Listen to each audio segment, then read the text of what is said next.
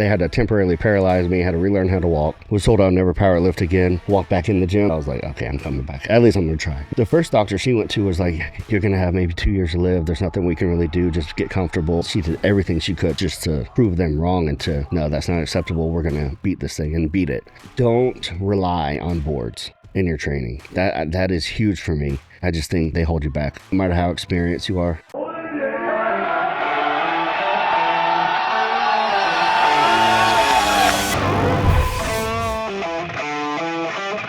It's time to sit down, keep it real, and cut the bullshit. Welcome to Table Talk.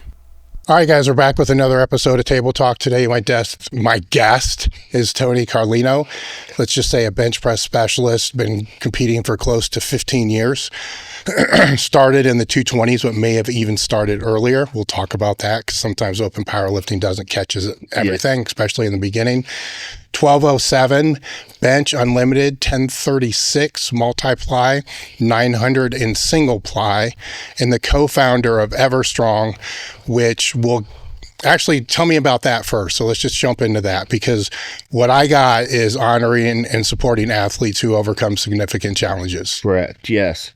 So EverStrong is my fiancée and Shelly and I kind of wanted to come up with something that represented kind of what we both overcame. She has beaten breast cancer twice now. And we can talk about it later, but I was in the hospital for a while and didn't have a very big % chance to live.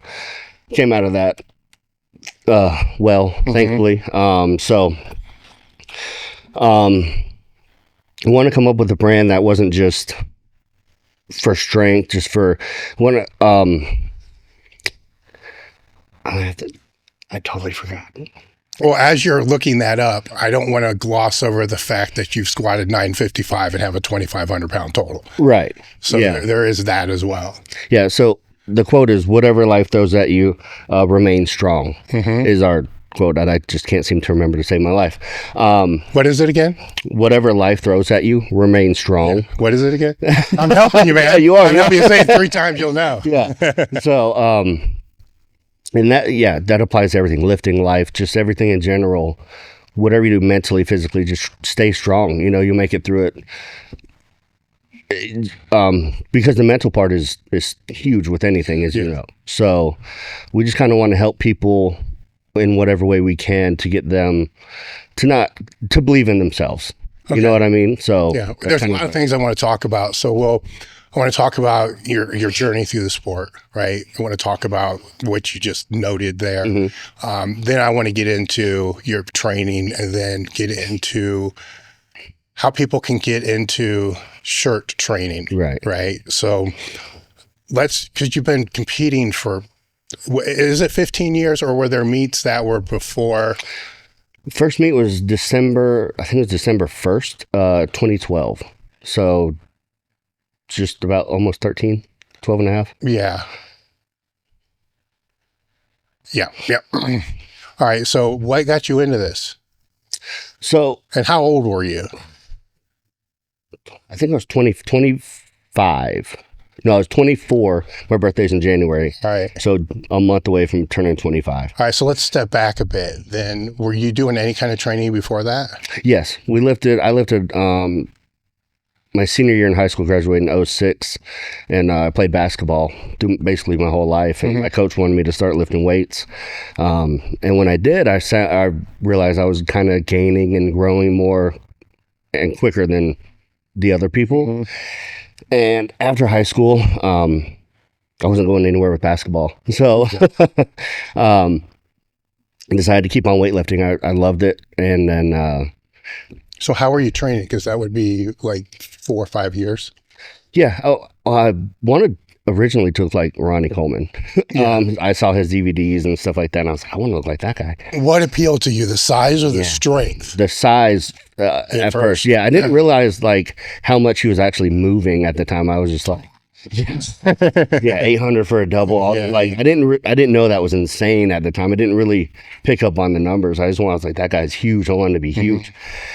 And then me and my buddy, we came across the super training gym with Mark Bell, the old videos when he was at his old gym in the gear. And we're like, let's do that. So we would like get knee wraps and train. We wouldn't deadlift much, but we would squat heavy like all the time, bench heavy all the time. No gear. This was raw. We didn't know anything about the gear at the time. So we did that, and then I was like, and it was hurting after, your body was hurting. I was like, if I'm going to keep doing this, I need to compete and actually see if I like doing this. Otherwise, there's no point in putting my body through this. So I competed for the first time. So because it was hurting, you decided you had to compete, right? Otherwise, I'm like, is it worth it? Is it worth, my body feeling like this? Dive into that a little bit, because I've never heard that one before, right? I've heard things like I was getting stronger, I was training with some people that did it, but you're telling me my shit was starting to feel beat up. Yeah. Well, so I had to make it worth it. Yes, exactly. Is that what it was? Yes, exactly. Like I wanted to do a meet, because I was like, if I'm not putting it towards something, I'm not just going to go beat myself up in the gym all the time. And I didn't know what I was doing training wise. We would just kind of go up and weight every other week. And where do you think that mentality came from? I just wanted to be strong. I first started out to want to be big, but I always was a little bit stronger than the average. And so as gaining that strength, I was like, well, this is fun. This is fun. And then it kind of got to the, where it was hurting a little bit, my body, but it was fun being stronger, and I mean, nothing bad comes from being stronger. So I just wanted to keep doing that, and I was like, let's put it towards something. So how'd you pick this first meet? I Googled powerlifting meets near me. 2 weeks out from it was a USAPL meet. It was 2 weeks out. I called them up and asked if I could do it. Didn't have a clue what, it was it was a same day weigh-ins, and I cut for it. So that would have taken you to, what was that website at the time that used to have the meet listing, like Powerlifting Watch? I don't even remember the website. Yeah. I just know you couldn't. If you could, I didn't know you could sign up online at the time. So I called them. Yeah. And paid for it. I had to pay a late fee, and I was like, How far out was the meet from when you did that? 2 weeks. 2 weeks? 2 weeks. Okay, cool. Now, were you already just lifting heavy shit, maxing out beforehand? Yes. So did you know what to expect when you went? As far as numbers wise? No, just meet wise. Oh, no, nothing. So you never even went to a meet? No, I've seen videos online and stuff and watched some videos, so I kind of knew how it went, that aspect of it, but I never didn't really talk to anybody who did a meet, or what I mean. So I was like, so where was this? Was it in a gym? Was it in a hotel? It was a hotel. In Atlanta. So, and 24-hour weigh-ins? No, same day weigh-ins. All right. So you walk in. So how's this work, right? Because you're used to playing basketball and stuff like that as a point of reference. Right. Walk into a court. Now you're walking into a hotel. Maybe there's jack people walking around. I assume there is, but who knows? Yeah. So walk me through your mindset just walking in there and wait. What was it, USAPL, right? Yes. Yeah. So you walk in. What are you thinking? Yeah. So walk in, and I had one buddy go with me. And I see groups, gym t-shirts and all, and everybody's way bigger than I am. I was 220 at the time, but everybody just seemed and that's not that big, but everybody was like much bigger, the big guys and stuff. Well, you'd never notice the people that are smaller. Well, that's true. You do notice the people that are bigger. Even now, it's like, that guy is huge. And I don't remember a ton from like the warming up and stuff like that. I knew the number I wanted. I know I shouldn't have cut weight, but it was a great first experience. It was fun. It was no music. USAPL, no music. That's old. Yeah. A lot. You got to keep your head down. Got to go flat-footed. I was more of a tucked feet under me bencher, so that was like, all right, well, I guess 2 weeks of trying to train for that to keep your butt down and stuff like that. Well, you knew before, at least you knew beforehand, right? Because a lot of times people won't. Yeah, they'll know actually if they pay attention during the rules clinic. But usually you might your first meet. Yeah, you're a scatterbrain. You're all over the place. You're nervous. Yeah. So I went in there. I didn't get the goal I wanted, but I hit 2 lifts. I think I ended up with like a 3. I don't even remember, 374 or something like that, 385. I don't know. But I was hooked. I knew I was hooked after that. I was like, all right, I want to keep doing this. This was fun. What about it? The competition. So I played basketball, my whole life, and after that, you kind of I wanted to keep doing something competitively. Yeah. And so I fell into this. and then just the competitive, the being backstage or being in the warm-up room, warming up with the guys is kind of like that locker room feel you get with, you know, when you're on a team. So I really like that aspect of it. Just going out there, competing against yourself to hit these numbers, but also having that competition. And it's a team sport, but it's really just, it's on you when you're on the platform. So having that solo aspect too, really, I was drawn to that because no one else to blame, no one else, you know, good or bad, it's just all on you. So so after having that,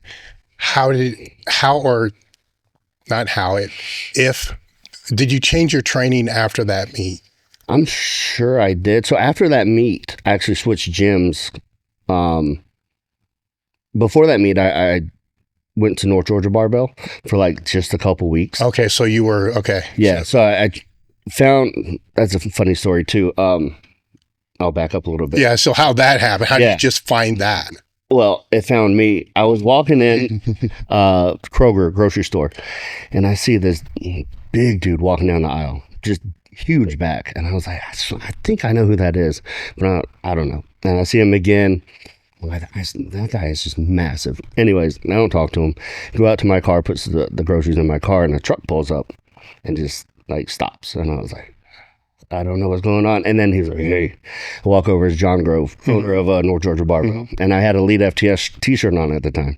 So he noticed that. And he was like, hey, I noticed your shirt. I have the same shirt. I own North Georgia Barbell. If you want to come down and train sometime, you're welcome. So that was during the week. They train on Saturdays. That Saturday, I was down there squatting with them. And then it was like the environment was something I've never experienced before because I only had done commercial gyms, no powerlifting gym, nothing, no real equipment. So I walked in, just a little, very small room, but it had all the equipment you needed. I was like, oh, I love this. This is awesome. Yeah. You know, big dudes, everyone's squatting over 600. So you weren't intimidated by it? No, not intimidated. I was hooked. You know, I was thrilled. I was like, this is awesome. You know, John and other people are huge, but so nice, so helpful, everything. So I was like, yeah. All right. So that was like 2 weeks out. So did you kind of know after the meet you were going to go back there? Yes. So I went back there to train a little bit.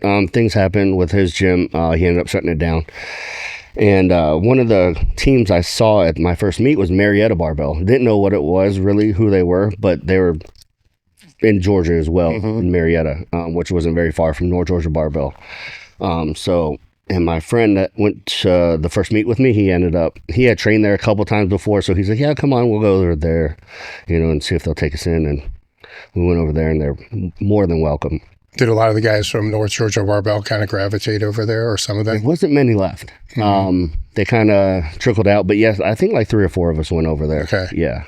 And then how did your training change when you got in that environment? Let me ask it a different way. Sometimes you're training, you just fall into what everybody else is doing. Yeah. So is that kind of what That's exactly what happened. Yeah. Because I didn't know how to structure anything or whatever, program myself. So it was just bench on Tuesdays, deadlift Wednesdays, squat on Saturdays, and that's what we did. And so I just followed that for a while. And I was raw still. So I just followed that until I kind of got into the bench only gear stuff. But so what did that essentially look like? Because some places would just basically just max out and do heavy singles and triples all the time. There was no real, there wasn't a group plan or anything. So after a while, you kind of figure out the basics, and you kind of read stuff online. So you train with them, but the owner and a couple of his training partners, Curtis Leslie, KT, Marcus, great powerlifters in their when they powerlifted, weren't competing anymore. So they didn't have like a structure. They just kind of lifted how they wanted with whatever they wanted. So me and my buddy. Now, were they providing oversight? Oh yeah. Definitely. So especially with technique, talking sense into you when you just want to go balls to the wall every week and stuff like that. So, but we kind of had I would do basically just percentages when I would train for a meet, like 5% for 5. Going fives for a month or so, then triples, and singles, and go through. Yeah.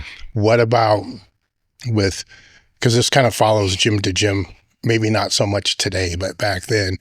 What about the accessory work? Was it one of those things that was just not done at all, done moderately or just balls to the wall with every single stupid thing?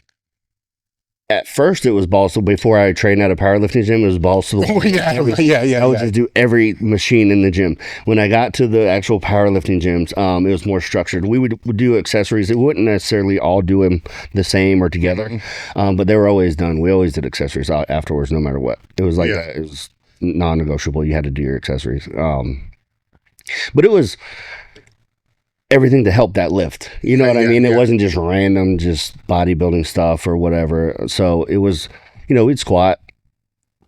I never did a ton of great squat, help my squat accessories, but I would do squat, and then we'd do like the hack squat, leg extensions, leg curls, maybe some stiff leg deadlifts. Things that made sense, but it wasn't necessarily the perfect great things for And this went on for a few years, several years? Yes. Okay. What I'm getting at, or what I'm seeing here, is kind of a similar path that a lot of others go through. They're helping you like with a technique, which is going to make a huge difference. And they're helping you with the oversight to make sure you're not actually just destroying yourself. Right. But they're not helping you so much that you're not learning from what you're doing. Right. So you had 4 years to kind of like fuck around and find out. Yes. Yeah. So it helps develop what works for you, where when it's in those group environments or the other environments, but it's regimented. Do A, B, C, and D. Yes. And that's all you ever do for, especially the period that we're talking about that you were in. That's all you ever do. Then you don't learn, this is too much. This isn't enough. You don't learn how to kind of auto-regulate your training. Yep. Because of that. Yep. And when it's like this is like a 25-75 mix. Like 25%, they're helping globally. Right. Then 75% is just do the hack squats or do the leg press. Doesn't fucking matter. Exactly. Just get the work done. Yeah. But here on the squats, make sure you're doing this. You know what I'm saying? Yeah. And that creates that environment for you to really figure shit out. Right. Correct. Where was your, I don't want to use the word passion, but where was your dedication to the sport during that 4-year block, if we're to talk about it that way? All in. 100%. Since I started, since that first meet, even before that, I just love everything revolved around lifting. Yeah. Everything. So it was like lifting, then your job. And that's not like what I wouldn't not go to my job, but in my mind, I was like, I got a meal prep. Every interview I'd go to for like a job, like, all right, are you okay with me eating like 5-6 times a day? Like that was very important to me. Because if I had a job that went, I'm like, all right, well, I got to go try and get a different one. But yeah, it was everything. Still 24/7 thinking about it. Got obsessed with it. Yeah. How do you manage the educational part? Like trying to learn about it? Was it just through speaking to people, or were you trying to figure shit out online? A little bit of both. Mostly online. You kind of talk to people without trying to go to people. You go, they help you out just in general, just in passing, just talking, and the love and the passion for the sport. You learn stuff without even realizing you're learning it. And then back then there was not a ton of, I don't think there was like Instagram or anything, social media, so it was a ton of YouTube, Elitefts, Super Training Gym, just go all the time and just try and look at these YouTube pages, find anything that somebody's doing and basically try to copy it if you could. How did you just that if you could is what I'm interested in. Like, how did you determine if you could was an option? Because you have people that are helping you too that you're training with, so there's some guardrails, you know what I'm saying? And so how did you decide what to implement, what not to implement, what to play? Was it just new movements and shit like that? Yeah. You try it, see if you liked it, see if it worked. You know what I mean? See if you did it right. You find a new movement online, you're like, well, let's try that one for a little bit, see if that works. Didn't work, throw it out. Did work, keep it in. Stuff like that. I tried speed work. I've done basically everything. I didn't know really what I was doing with the speed work, but my own way of doing it. Just, trial and error. And if you find, and you figured out if you liked it, if it worked, keep it. But, so what were the numbers you were hitting? I'm too lazy. I guess I could look it up. No. What were the numbers you were hitting, say, after the first 3 or 4 years? So my last raw meet, full power, was 2015, and I ended up hitting a 1928 total. I squatted 804.5 with knee wrap at 238 body weight. I think that meet was a 474 bench and a 650 pull. That that meet was like so fast. It was like only 10 people signed up for that meet. It was a GPC Worlds, I believe, which the year before was a huge meet with all the big raw lifters, Dan Green, Lillibridge, all them, like in a different country. I don't remember what country. So I was like, yeah, we'll do it this year. It was in Athens, Georgia, right? A couple hour drive. Yeah, right there. This is going to be awesome. Me and a couple buddies signed up and 10 people did the meet. I was like, oh man. So anyways, we finished squats and they're like, all right, 30 minutes to warm up for bench. Is that okay? And I was like, everyone's like, yeah, I guess it has to be, right? So I remember eating a Reese's cup and then warming up for bench. So it wasn't a lot of time to rest and recover. Not that I would have had great or bigger numbers, but I think I would have had a little bit more in the tank to maybe try to get that 2,000, but I'm pretty satisfied with my raw numbers. This episode is brought to you by Element, the only electrolyte drink mix I trust and use daily. Each stick gives you exactly what your body needs.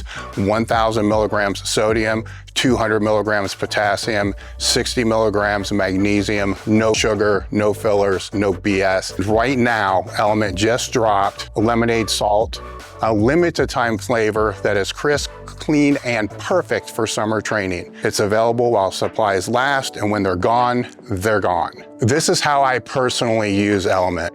First thing in the morning when I wake up, before caffeine, put a little bit in water, slam it down. When I'm training, I'll mix it in whatever drink that I have. If it's just water, it's water, but if it's anything else, I throw it in there as well. Here's the best part. You can try this totally risk-free. Don't like it, give it to a salty friend, and Element will give you your money back, no questions asked. Head over to www.drinkelement.com/tabletalk. So when you went over to Marietta, is that what it was? Yes. Was Curtis still there? Yes. Okay. Yep. Was he wasn't part of North Georgia Barbell, was he? He was for a little bit, and then he decided to make his own gym and run his own thing. All right. So I remember him running the Nationals going way back. Okay. Like 90, I think he did it 2 years, 96 and 97. Okay. And this is pre-online stuff, but the first year, this is how powerlifting has kind of changed in one way, where you'd have to wait, for the meet results to come out and the write-up and all that.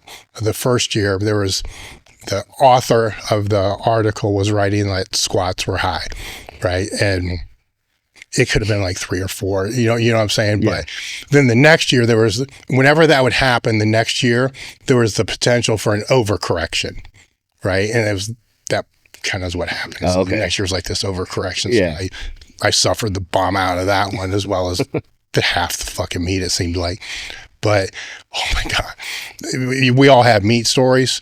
That's one of those two I can't remember because it was so long ago, is the only time that I've ever had prostitutes banging on my door in the middle of the night to see if, I wanted their service.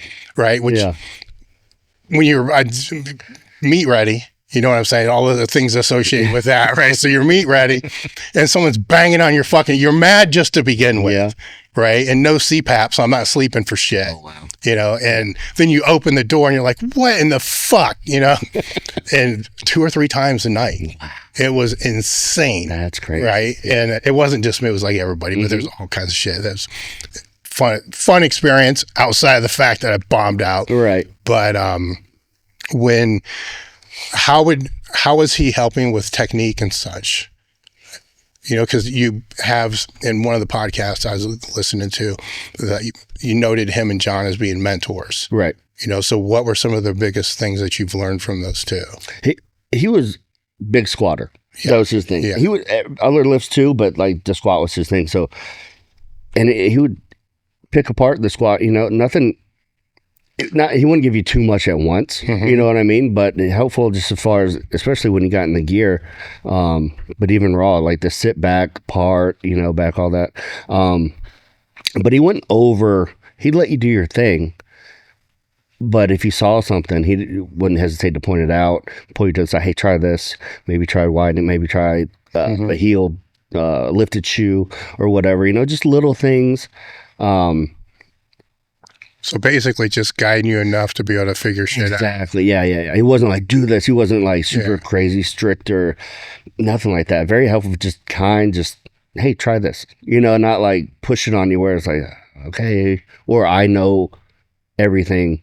No, that's do great. what I say. Yeah. Because he's not locked into his bias. Correct. So try this, and then, oh, shit, that ain't working. Take the stupid shoes off, put the other ones back on. Exactly, yeah. Right? So to me, that's a good coach, man. Oh, yeah. Exactly. Because it's helping you find that way. What about John? John he would do the same thing. He was a lifter himself. We were just training partners, but man, he would just travel to every meet. After we got really knowing each other and stuff like that, come to all the meets. He just recently came down for that 1200 I did, and he lives in Georgia, and I live in Florida now. He came down just to help, and he couldn't help it. He just had recent back surgery, so he couldn't really do a lot, but he just wanted to be there. He's like, whatever you need, a towel, whatever, help with your equipment. And he's always been like that. Just travel, come to the meets, just help out any way he can. And he's just been a great teammate, friend, everything you would want. Yeah, he's somebody. He's one that's been through the meat grinder. So, just the sport, just right. tearing people apart because we did too much stupid shit. Yeah.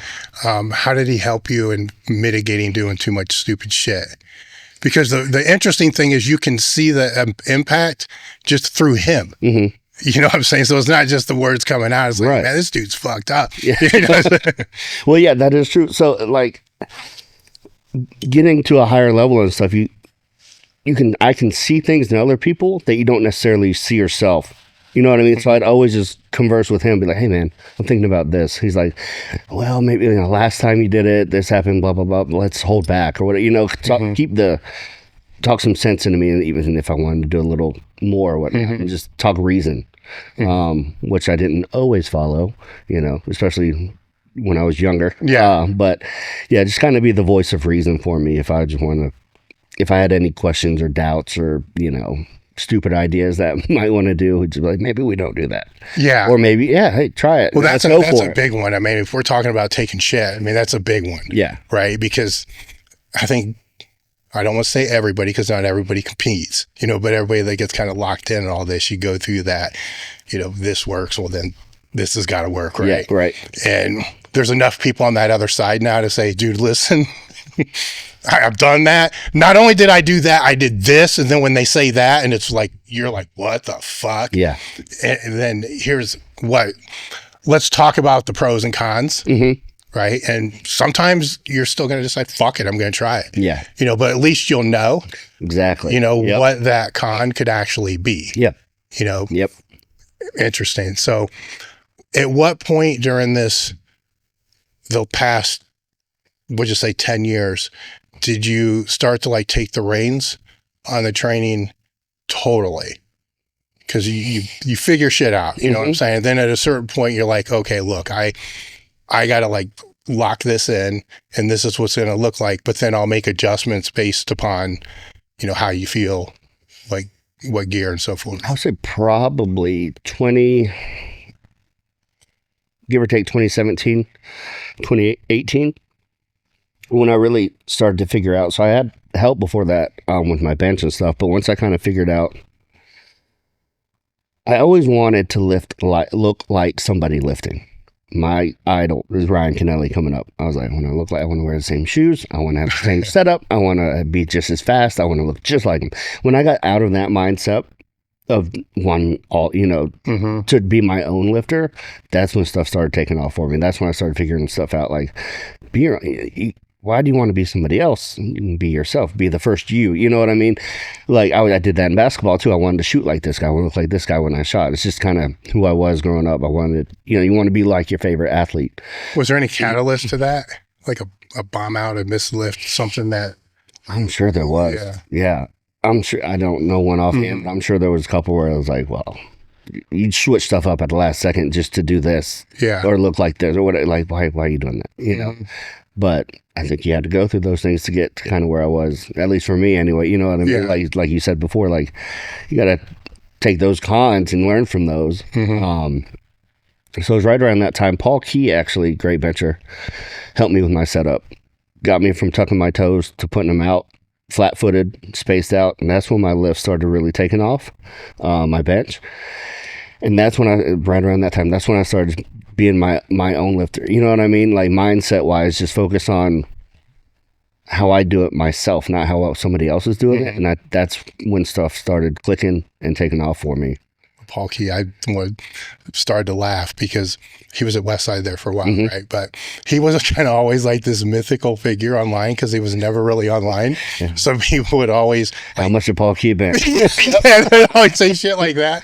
And it was funnier than hell. And it's just the fact that he came up in this conversation. Yeah. It's kind of like one of those things. But he's a technician. Yeah, exactly. You know, big technician. So what are some of the things that he helped you with at that time? So actually, I would talk to him online a little bit, and he would help me. But actually, when I lived in Georgia, I drove down here and trained with Brian Carroll. He was training with that crew, 1020 Life crew in Jacksonville. And I came down here just to be hands-on, just for a training session with him. So I went from feet tucked to feet out. So he'd have me pull my feet out a little past 90 degrees, the knee angle. It could be 90 degrees, but for me, it's just a little bit past where your butt is just kind of hovering, slightly touching. And instead of your toes facing out, he'd have your heels kind of faced out, not where you're necessarily full straight on with your toes, but almost. And then push your knees out, kind of like you do on a squat to keep your glutes tight, keep them down. And then another big thing he taught me was to press into the bars. You're taking it out. So don't just take the hand out. Dig into the bench. You dig in. So you're not like getting it. And when they release, you're all over the place. So those are two huge things that he's helped me with that it took a while to feel comfortable doing that. But when he did, I'm telling you, that's when I hit 750, 850. Every lift, every meet, I was going up like 50, 100 pounds right after he taught me all that. So it could be kind of safe to say the strength was there, but the stability wasn't there to be able to press through. Right. Yeah. The technique, and I felt more grounded technique wise as far as bringing the bar down, where to bring it down to. Because sometimes when you're on your toes, you get a bad lift off, or even if you don't, you're a little wobbly. For me, anyways. And yeah, so. Yeah, the strength might have been there, like you said, but putting that strength, if there's no technique, it doesn't matter. Well, you have to be able to display the force. Exactly. Display the strength, which is, I'm sure you've seen this as well with lifters that may visit to kind of learn from you. Then they hit this PR, right? They didn't get that much stronger in a day. They just displayed the strength they already had more efficiently. Exactly. Right, which is the whole game. Even if it's just hearing something a little different. Yeah. You go somewhere, it's just like, oh, I never thought of it that way, and it just clicks. Yeah. So when the training started to fall into place for you, what's that look like on an average week? What's my training week look like? Yeah. Then when it started to fall into place, because now I'm sure there's differences that we'll talk about. But. Yeah. I would, then I loved getting in the gears. If we're talking just bench shirts, I would get in the bench shirt 2 weeks in a row, and I would take 1 week off. Tuesday was heavy. No, I'm sorry. Saturday was heavy, followed with the heavy accessories. I believe it was Tuesday or Wednesday I would do second bench day, and that would look like speed work with bands or chains. My own kind of version of it. I didn't really get into the whole. Would you say it was, I don't want to say light, right? Moderate or sub-maximal? I mean, if you're doing 8 sets or 10 sets, whatever it's going to be, was the 10th set hard? On the speed work? No, not really. So I would on speed bench, it would be like 9 sets of 3 and change the grip every other time. And I wouldn't throw on, I would keep the, let's say, band tension the same, and I would just throw in like 5s or 10s. Per grip, I'd go out. So it didn't get really heavy because I wanted it to move fast just for me. And then the next week I would go up just a little bit. All right. So the force stayed the same? Pretty much, yes. Throughout all the sets? Throughout the whole wave as well? Correct. Okay. Yeah. All right. And I didn't necessarily do it every week.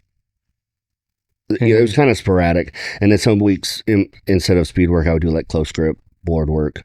And that wasn't heavy on that speed lighter rep day. I called it speed or rep day. So I would do some more reps and stuff like that. So it wasn't, but I did a lot more speed then than I do now. All right. So in its simplest form, you got the heavy day and you have a light day. Yes. Right. So it's not a heavy day and a moderate day. Correct. Okay. Yeah. That's kind of where I'm going, because some people will take that day and it becomes this moderate day. Or it actually becomes another heavy day. Exactly. Yeah. And problems can start. Exactly. Yeah. Any other training days during the week? Yes. So I would train squat, but not full on gear, full on stuff. But I was still training squat. And then I would do... How would you train that? Would that be moderate? Moderate. Yeah. At the beginning, though, it was always heavy. It was always heavy, especially when I got in the gear. I would just go. I'd put the gear on. How much can we do today? Even while you were just specializing on the bench? Yep. Before I switched my bench days to Saturdays, because I was meet days, Marietta, we would squat Saturdays. And then before I went to bench only, I would squat with them. But when I went bench only, I would switch my bench days to Saturday because that's meet day. Yeah. But before that, squat heavy. Even when I was doing like bench only a little bit here and there, squat heavy on Saturday, bench heavy on Tuesday. I remember one meet, and this is a good learning experience. I squatted. It was the week before meet, so it was Saturday, and I went 1100 with reverse man squat, and I had a bench only meet the next weekend. Ended up bombing out. Yeah, right. I remember my trainer, Tate, and my trainer, he's like, "Why are you doing this? Yeah. What are you getting out of this?" I was like, I looked over, I was like, I got this. It was my ego talk. I wanted the biggest squat of the day, even though I don't really compete in it. But well, you've never done it past then. You never did it yet. Right. So you want to exactly it. Now when I think about, I get an itch to maybe want to squat, I'm like, nope, don't. Especially in meat prep. Yeah. So how did that, still squatting heavy, how did that align with when you did the 900 single ply? Were you still squatting heavy when you did that, or did you peel it back before then? Peeled it back. Okay, cool. Yeah. So we're still in that earlier time. What were the other days like then? So you had the squat day, the two bench days. And then I have a back day, just a back accessory day, like a bodybuilder day. Yeah. Yeah. And that was it. Okay. And at what point did you start to peel the squat back? I assume it started to get peeled back after that 1100 experience. A little bit, but not as much as you'd think. I don't exactly remember. It's kind of foggy. But it's definitely been peeled back since I've lived in Florida for 4 years now. So I don't do any of that now. All right. So then what did the training look like when you hit the 900? Single ply bench? That was last year. So that was last year. I thought it was earlier than that. So hold off on that question. No, okay. Because that's going to lead into something else, because now you're training and for multiple disciplines kind of at the same time. Right. Yep. When you were just you started in single ply? Yes. Right? Yep. And then what was the catalyst to go to multi-ply? I assume just to bench more? Yes. So I would do single ply, I would work up. My first one, I think, was like a 573, my first bench only meet, single ply overkill shirt. 606, 622, and then I made a good jump to 672 to qualify for the Olympia that year. Ended up bombing out of that meet, but could not hit 700 to save my life in a single ply. I did multiple meets, and I would come just close to locking out. couldn't even get it off my chest. Every which way, I bombed out. So I was like, all right, I got a STP Phenom, super duper Phenom. I was like, all right, let's just try it. I really want to hit this number. Went and did a meet in the next meet, and it blasted up 700. And so I just stayed multi-ply ever since then. With a few, trickle in single ply here and there, but mostly multi-ply.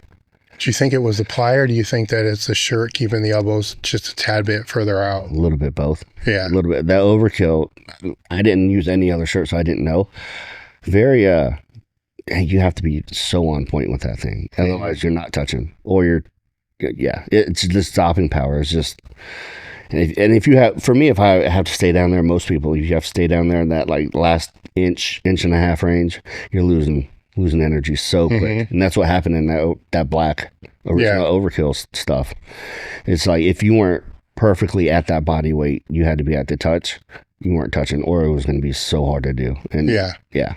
And then at what point did you start to move into the band shirts? Were you an early adopter? No, my first band shirt meet was 2021. I don't know when they came. I think they came out 2018, 19. Yeah. So no, I was there. I think I was there one of the first meets they ever used them, which was the qualifier for the bench bash at the Arnold. So in October they had a qualifier at Lexington Extreme to qualify for the Arnold bench bash. And we got there, and there's people with the band shirt. I had never seen them, never heard of them. I was like, what is that thing? You know what I mean? Ended up losing that qualifier by 5 pounds. And I was using the Super Duper Phenom at the time, too. And I was like, so first time I ever saw it. And they weren't divided then. They were in the same category and everything. Yeah, so what were you thinking about them at that time? I didn't like them. Yeah. I didn't like, especially if you're going to categorize them as the same thing, because they're completely different. Yeah. I was like, to me, I was like, that's cheating. Like, yeah. Obviously, you're allowing it in the meet, but that's not the same thing. Like, you come down, kind of, boom, it blasts up. I'm like, that's not even close to what, much less the material, obviously, is different. But, like, you look at them, you just know they're completely different. Well, you see the number difference, too. Yes. But at that time in your mind, because I've seen lifters, on both sides of this argument, which the argument's way less than what it used to be even just a couple of years ago. And were you like 100% against it, or was the other part of your mind like, I wonder what I can do with it? No, at first I was 100% against it. At first I didn't like it at all. As time went on, I was like, I'll never touch one. I'm interested in, after a while, like what I could do, but I would never do one if it was always going to be lumped in the same category. I was like, now if it changed into a band shirt category, yeah, I'll throw one on and just kind of seeing it, because it's just too different. Yeah. Yeah. It would take away so much history, like from the beginning, like this is just too different. Yeah, I don't know. You have people hitting some crazy weights that they wouldn't get close to in a poly. Like, it just didn't make sense to me. Wasn't very fair to the past people who haven't. Have you personally seen the learning curve difference between the multi-ply shirt and actually let's show people what we're talking about. So grab the single-ply. So this is a single-ply shirt, right? That's old as hell. Yeah. They're better. It's like a blast. They're better. Yeah. But it's like an old blast shirt. So then a multi-ply shirt's like that with extra layer, maybe 3 times as thick, different materials and stuff like that. And then the band shirt, grab the band shirt. The band shirt is thicker, and different material, kind of like knee wrap material. Right. But I'll let you go more into detail about it, but the biggest difference between the two is one's like a really tight t-shirt that stretches kind of across the chest, but doesn't give you a whole lot unless you really know how to jack it up. And I'm getting too in the weeds here that people probably want to understand. All right, guys, I want to take a moment to speak about the World Powerlifting Organization, the WPO. Here's a few dates that you should pay attention to. October 10th and 11th, 2025, it's the APO WPO Bench Bash at the Olympia. This will be in the Convention Center. On the 10th, that's the APO side, and that's open to raw, single-ply, and multi-ply. On October 11th, which is the WPO version, that's poly shirts only, but you can use as many layers as you want. So if you're a competitor, contact AJ Roberts. His email will be in the description. If you're not a competitor, just stop by and check this out. This is gonna be amazing. You're gonna see weights lifted that you typically will never see lifted anywhere else. It's in the expo, you're already there. Stop by, check it out. Basically what people were doing with the multi-ply was in a way kind of trying to create a band shirt. Pulling the sleeves down, folding it, creating a wing, trying to put some support under the tricep. Where when the band shirt came out, now it's pretty much all pushing up under the tricep, still stretching across the chest. Yeah. Is that a fair way to? Yeah. If you're describing it to somebody who wouldn't have a clue what you're talking about, yes. Yeah. Now the learning curve for most and I think this is where a lot of the debate came from, that stacks on the debate that people had because there's just a bigger carryover, is the learning curve decreased to where some people just never learned how to use the frickin' multi-ply shirt. They go through all these different ones and then it's hit and miss. You know, it's kind of like baseball and hitting home runs. Exactly. Like every now and again you get it, you know, but most of the time, fuck, Yep. you're bombing out.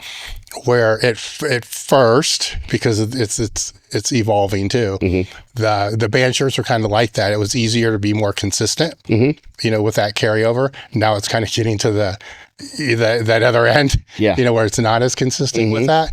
And I know from speaking to a lot of the lifters, that was their biggest frustration, was the skill acquisition got decreased. Yes. But it's still there. You know, but there's a different skill acquisition, which we'll talk about, is when you're lifting the heavier weights, now you got to figure out how to recover from it, which is a whole different ball game. When it's it's like the squat when you get over a certain weight, you have all that tension on there. Right. And you got to not break your forearm and all this other shit. With yourself though, because it's you have the single ply, you have the multiply, you have the band shirt. When you're speaking learning curves, if you're helping somebody else, let's go that route. Okay. Because you kind of, I don't want to say it's like riding a bike, but it's kind of like, you know what you should do. Sometimes you just can't do it. Right. Now with the beginner, the learning curve, how do you see that? Do you think that debate's valid? I guess is what I'm saying. Is that the learning curve is going to be probably longest with multi-ply, shortest with a single ply, medium short with a single ply, maybe even shorter than the band shirt. I don't know. I'll let you answer that. I agree with you. Longest learning curve, definitely multi-ply.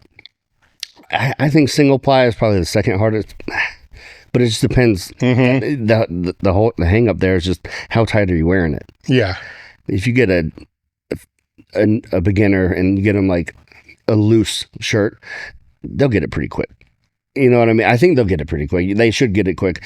And the least learning curve would be the band shirt, but also that just depends how many plies you're going to use. You put on a 4-ply, it's going to be harder than a single ply for sure. Yeah. You get a single double band shirt, it's kind of like wearing a slingshot. Just depending on how, if it's got a size correctly. The learning curve, it's not very big for the manager until you start getting up in weights and up in plies, like way more technique. It's going to take way longer to get good and learn the technique of a multi-ply shirt for sure. All right. Now, something we were talking about before the podcast was, people that are listening, they may not be competitive powerlifters and say they're currently using something like a slingshot. And then they hear people talking about the band shirts. And they just want a little bit of carryover, protect the shoulders a little bit. And I don't think they understand the difference between, say, a slingshot that's going to give you, maybe 20 pounds, and even just a single ply band shirt. Right. Where in a lot of the cases, they're not even strong enough to get the weight that they would need to touch down. So grab what would be best for them would be to go with an insert. Yes. Yeah. Which would be, what do you think? That'd probably be like 2 or 3 times more rebound than you would get out of a slingshot. This? Yeah. Yes. Yeah. Yes. But they should be able to touch 95 pounds with that. Yes. Yeah. This is so adjustable. Yeah. You can adjust this to almost, I could probably put this on and almost touch 135, 225. You know what I mean? Yeah. But then I could also wear it where I could blast up 600 pretty easy too. So yeah, this I would throw this on a beginner and be like, master this. Yes. Then throw on the slingshot or a widowmaker. Single ply. Then single ply for sure. Yeah. And then we'll talk about band shirts after you've mastered those, got the groove, and you can hit it in your sleep. Yes. Yeah. So that would be the place to start. 100%. So that's for everybody out there. That would be the place to start. I get so many. Hey man, I benched this raw. What kind of band shirt do I need? Have you ever been in gear? No, I've never been. I'm like, you don't need a band shirt.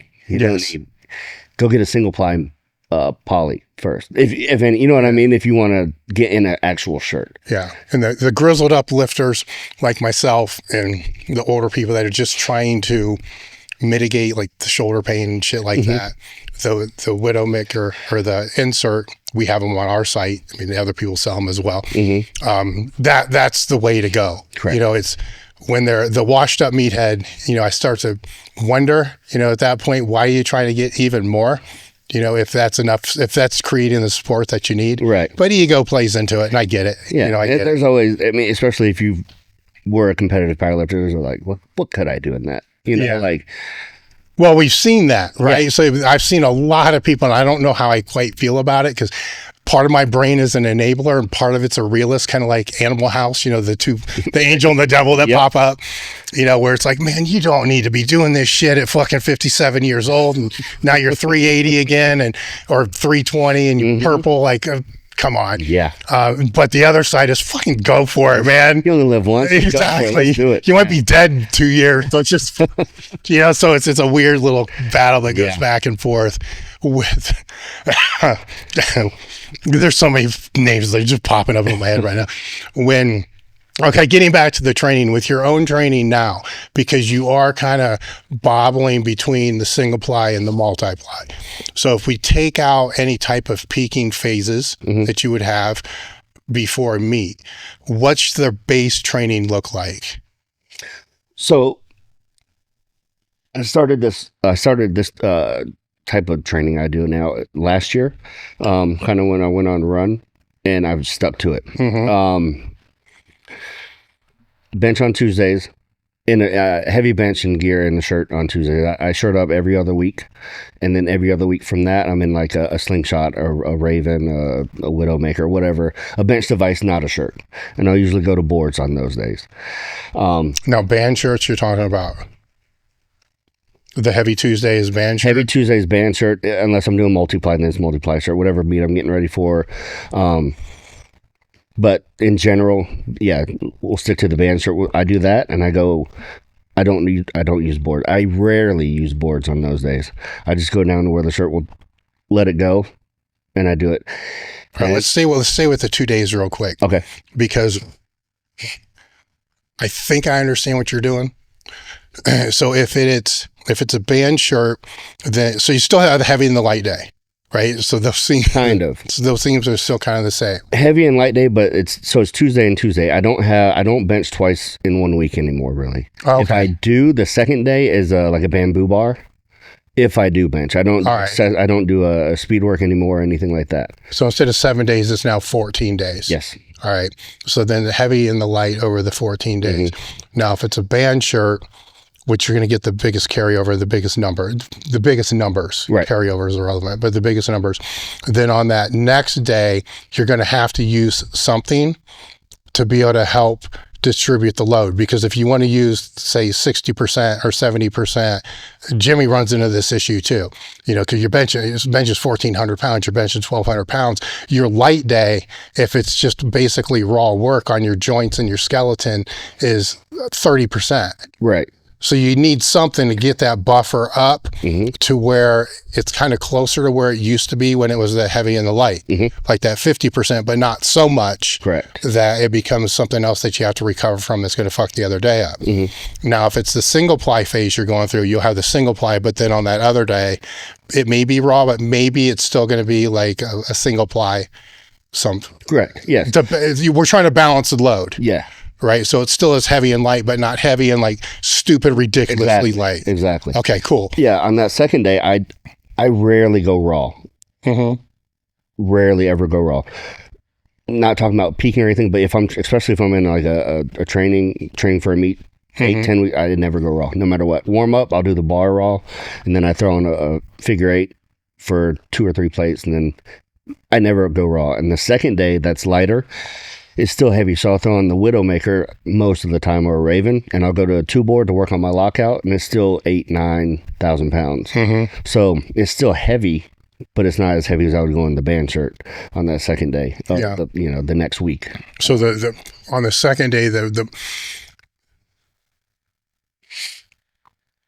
just want to make sure I'm understanding, because I think I heard something that you didn't say, that it's not you. The first movement is what you're talking about. It's not correct. Okay. I was thinking you did the first movement and it was a kind of lighter. Then you did a second movement, like the 3-board. The 3-board or whatever the board work is the main movement. Yes. Okay. Yep. All right. And then on the heavy day, so now we'll go back just to that heavy day. Okay. What follows after that, assuming that the main lift of that day didn't knock you completely off the map? So this is what's changed. I think the biggest thing that's changed with me is I don't do accessories on that day. I do nothing. I do the heavy bench. I might do back down sets on bench. You know what I mean? So let's say I went to 1,300 that day. I might drop down. Well, if I can do it, my body feels good, I might drop down and do like some reps with like 800 or something. Rarely happens, but that's all I would do if I did do anything. My thought process behind that is I was thinking about strongmen, and when they train for their competitions, when they do their event days, I don't know the inside to all of them, but I would think they just train the events and they don't go in and hit tricep extension. You know what I mean? So they'll go run the yoke, they'll do the log and do whatever they do, and that's it, and they'll recover from it. So I was like, let me just try, because I'm going crazy heavy in the shirt. Let me recover from that, because if I go and do tricep extensions or whatever I do accessories, I'm not going to be able to put everything into it. So let's try it. Let's see if I, can recover, get that much more recover from that session to make the next training session that I do, which would be back day, I put more into it. Yeah, you know what I mean? Regardless though, too, you still have 1,000 to 1,200 pounds in your hands. Right. Which is a load on your overall system. Exactly. So your back's still getting work. You just feel beat up regardless. So I'm like, why am I putting my muscles through extra? Can you remember at what weight that started to have more of a compounding effect? Because we wouldn't want somebody that's going to bench 550 at a band shirt to follow the advice that we're talking about here, because it's not as much of that overall fatigue that you're hitting. Can you kind of remember a certain number? Yeah, when I started going in the 12s consistently in training, last year after the Arnold, I was like, I kind of got in the groove. So I remember one training session, I went 10:25, 11:35, 12:01, and then I did 1,300 to a one board for a double. And I was toast. And I was like, I'm not going to do accessories. And then the next week, it wasn't the same weights, but it was the same thing of not doing accessories. I was like, I felt good. The next, 2 days after, I felt a lot better. I was like, maybe there's something to this for me. Maybe my body needs that recovery and I'm not putting my all into the accessories after that. I'm dead. And so I just ran with it. And then I went on a run and I was like, well, I'm just going to keep doing this, So for me, like you said, with that weight, for me, this is working. I wouldn't suggest it for somebody going much lower. Yeah. No, 500, 600 pounds. On the secondary day, what do the accessories look like? All tricep stuff and a little bit of shoulders. If I do band shirt, if it's not poly, I'll do some pec work. So it's mainly, and I do a lot of machines or cables. I don't do a ton of free weights on the triceps, because what I've noticed in the past, trying to follow what other people do, the free weights, to get to the weight, I need to kind of get the carryover. My elbows, my joints, my shoulders would just take a beating, even than just the accessories, free weight wise. Yeah. And I would get the most out of, and I'd feel the most in the machines or the cables. So I was like, let me just stick to that, So I'd run a training cycle and just do that and see how it worked, and it worked. Now, with those accessory movements, how exactly do you do them? Everything is mimicking the bench press. So let's say I'm doing an overhead rope extension. I'm taking the extension and I'm pushing out like you would lock out a bench as best as I can. Same thing if I just do it straight down, I'm coming out and twisting like you would spread on a lockout on the bar. What's the tempo? Is there any intentional focus to keep a tempo maybe a little bit slower? Depends on the weight and how I'm feeling. So that second day is usually kind of heavier than I normally would go. It's not like a light, it's more of a heavy moderate because I didn't do accessories. It's usually between 6 and 8, maybe a little bit more reps, like on the last set or something. I pump out a pump set, but 6 to 8 is a good 1 or 2 reps in reserve, or Okay. I always, most of the time, will always keep that. I won't go to like just struggling on the accessories, and I'll do like 4 or 5 sets of each, and I'll do 3 to 4 exercises for the triceps on that day. Well, another benefit that you kind of run into with those accessories, the way that you're explaining them, is you can get to your work weight like that. Yes. Right. So your overall total volume of reps is probably half than if you had to do something like a chest supported row or barbell row or whatever it's going to be, the back day separate. So we'll talk about, but if it was skull crushers or JM presses or some shit like that, you're going to have more sets. Yeah. Yes. A lot more sets to warm up that aren't really doing a ton for your overall, the overall work that you need to put in. All right. So you mentioned something about back day. So I assume that there's another day that's in here. Yep. So there's the 2 bench days during the week, and I do 2 back days. Okay. So what do those look like? One is, and I switched it up. So it's either one is upper back, and then the other one is very lat focused, or one is just the total back light, total back heavy. It's kind of whatever I'm feeling that week. There's no rhyme or reason to it. So, and I keep the reps about the same. 6 to 8. Sometimes I'll throw in a 12, 15, just kind of depending. So it's heavy upper face pulls. If I do it like a pull down machine, it's leaned back a little bit, and I'm bringing it down to where as much as I could, where the bar is going to come down. So will you say one day, if it's like upper back and lats, right? So would it be safe to say one day your shit's being with your elbows out, one day your elbows are in? Basically. Yeah. And then a lot of I'll do a lot of straight arm lat pull downs on the cable and just hold, second hold, like you're bringing the bar out and holding it, because in the band shirt especially, you don't get a ton of that support holding that heavy weight at the top like you do kind of in a poly, where it kind of comes out and clicks. It's kind of right there.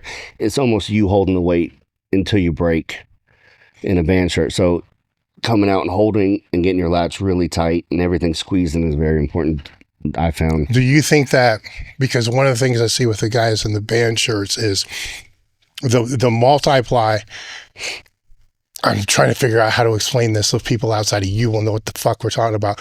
And the multi-ply, you have to kind of take the bar out. You got to let it settle. You know what I'm saying? And then the weight alone lets everything depress. Right. So it has to depress into your joints, and your shoulder blade has to depress into the bench pad, and so forth. The band shirt's not so fucking easy to do that. No. Because it wobbles. Right? You'll see that a lot. So is this one of the means that you go by to try to control that? Yes, that. And I'll get just a big heavy band. I'll put it around my elbows. I'll put it like around a monolift or something, and I'll bring it back like you're setting up with a band shirt, because the setup is by far the hardest part in these things, especially when you're getting into higher plies. Keeping your shoulders retracted and keeping control of that weight is at the beginning. And your hands are twisted, your wrist, everything. So in doing that, I'm practicing spreading. So a lot of it's just practicing the setup, not much the actual active benching in these. You know what I mean? Yeah, for my back work. So anything that you can kind of mentally simulate with your accessories, you're doing. Correct. To be able to build that, especially that's why the back's in there twice. Yes. Because it's that important. Yes. I'll throw legs in here and there. I've kind of taken them out a little bit.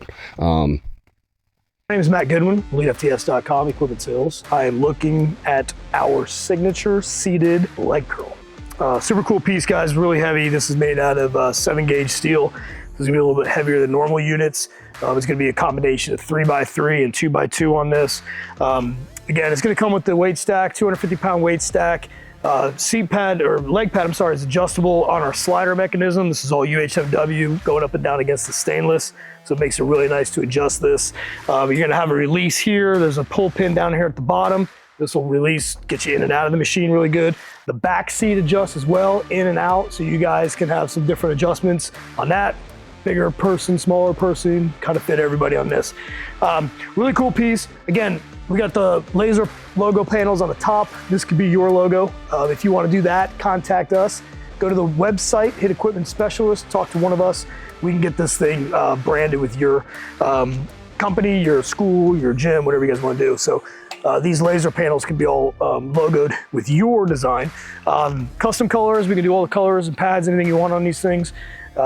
Really good piece, guys. Again, this is all welded, so there is nothing to take apart on this. It's gonna come off the truck just like this, so please be prepared. You might need a couple extra hands on here, some dollies to get this thing in. You're probably gonna need a wider door. I don't think this would go through 36-inch door. It might, you may just have to spin it a little bit, but you will wrestle it. But be prepared with this. Again, when this delivery comes, It's going to come just as is, wrapped up on a pallet. So you're going to need some assistance getting that off. So yeah, the signature seated leg curl, super cool piece, super nice, well built, extremely durable. If you guys have any questions, you can reach me directly at mgoodwin@elitefts.net. If you guys want to see this on the website, go to www.elitefts.com. Equipment, drop down, selectorized. It'll be right in there. If you guys have any questions or want any quotes or mock-ups or anything like that with the logos, contact one of your equipment specialists and we will be happy to serve you. But, and I don't squat heavy or really I throw in random heavy, but I'll keep the leg working just to keep my legs built, you know what I mean? But there's no real specific leg day. Now, if this is a single-ply cycle, does anything change? Just some of so I won't do like the band pull apart stuff. Like, might throw in a couple extra tricep movements because in the poly shirts, single ply, triceps are much more involved than in a band shirt. You know, they're still involved in a band shirt, but it helps more and there's not as much tuck and stuff. So I'll focus a little bit more on triceps, a little less on shoulders. I think you need a little bit more shoulder work, shoulder stability in the band shirts too. But that would be the only thing that really changes. When you went from anti-band shirt to actually embracing it, did you discover that there's more to it than what you thought? It was more fun than I thought it would be. I don't know if there's more to it, but the first time I put one on, it was 3-ply, I remember, and I rode it up real high like you would a poly. And I was like, yeah, just getting it up and I couldn't hit what I could in a poly. I was like, maybe this isn't as good as I thought it was. And I was like, wait a minute, you wear a slingshot and everything down by your elbows. Let's put it down. And I went and I blasted it up. I was like, okay, I think I figured it out, and it became super fun. And the shirt doesn't beat you up. It doesn't beat you up at all. Not even close to what a poly does. You know what I mean? So in that aspect, you feel a lot better. So it was just, it ended up being a lot more fun than I thought it would be. With the, walk me through how you set up with the band shirt. So let's forget about how to set the shirt because that's going to be different for everybody and we're just going to confuse people with that. So the shirt's on and it's on right. And then you sit on the bench. What are the exact steps that you do from that point on? A lot of people, I think, make a mistake of moving their arms too much in a band shirt. I get it on and I'm here. I'm like holding it down.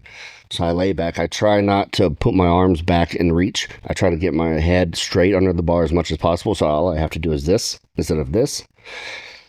I grab the bar like 2 underhands like this. Poly, I'll grab it like in between my thumb and my hand, and because you can move it easier. But band shirt, I'll pull under so you can just somebody pushes one hand, pushes the other. And as they're doing that, I get one hand over, and as they push this one, I'm squeezing and I'm pulling like a rear a pec deck, like your shoulder, a rear pec deck. I'm just really squeezing over like that, and then once I have that set. So when you're in this position here and they pull that first one out, what are you intentionally trying to do to make sure your other shoulder doesn't come off the bench? Because people will tilt. I squeeze, so I'm squeezing with the hand that's not. So it's stuck. It's not moving it, nothing. Like I'm grabbing it like I'm ready to bench. So when it goes, it's not moving as much as possible as it can move. And then I'll do the same thing once this is getting moved. And then once I'm here, I'll get the guys doing it, push my elbows out. So that helps me get my back a little bit more tighter. And most of the time I'll need a little, and then you're like this though still with the wrist. So I'll get them to push my wrist out a little bit, which gets the hand corrected. So there's no pinching, the bar's not pinching your hand. And if I can get from here to here with that little bit of wrist, I can squeeze that back even more. And so that's how I set my hands on that. And once that happens, I'm locked in. That's when I move my feet. My feet, I'm on a little arch. They're not set yet, but I'm just trying to get in that position. And then I just inch my feet out to where my butt's just hovering. It's kind of like automatic now for me. So the feet start back more than needed? No, they're just kind of there. Yeah. They're just flat. They're just kind of hanging out. And I'm not really focusing on them. Maybe a little bit on my toes, but not like back on my toes. And then I just kind of inch them out, push my knees out, get the glutes tight. And then I'll push up, get my arch real good as I'm doing that, and then I'm set. All right, so then it's lifted out. Where do you want the bar when it's lifted out? sternum, chin? More over the chest than you would poly, barely though, because you're not going to be I'm not able to bring it out as far. As low as multi-ply? Correct. Yeah. Okay. So in multi-ply, I bring it out and I have the weights and I'm trying to break that bar. Yeah. I put it in your pinkies, put your pinkies into the bar, and I'm like this. With the band shirt, I can't really do that. I don't feel like there's enough support in the actual shirt in that position. So I bring it out more. I'm just like a lat pull down and not like that, but more just bringing it out straight. So everything's still stacked, but I kind of feel it, if this makes any sense, more in my bones. I don't feel the weight in my bones, but I feel like I'm just holding it more than letting the shirt hold it more. You know what I mean? Yeah.